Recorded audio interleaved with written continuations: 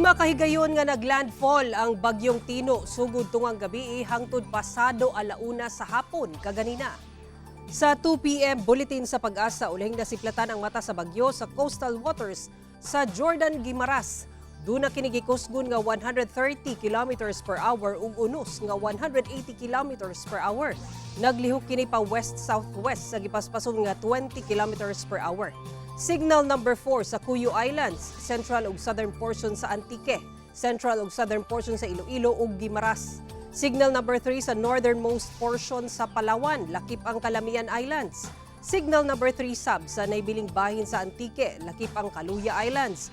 Aklan, Capiz, naibiling bahin sa Iloilo, northern ug central portion sa Negros Occidental ug northern portion sa Negros Oriental. Daghang lugar ang gipailawom sab sa signal number 2 ug signal number 1.